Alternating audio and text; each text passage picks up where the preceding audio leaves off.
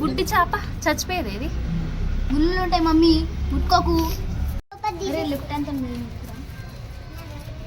ఎంత కిలో చేపలు? ఒకసారి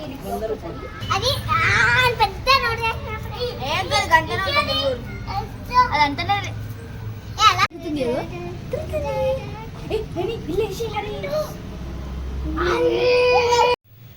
ఎందుకట్లా చెప్పకుండా చేయకుండా చేస్తున్నా?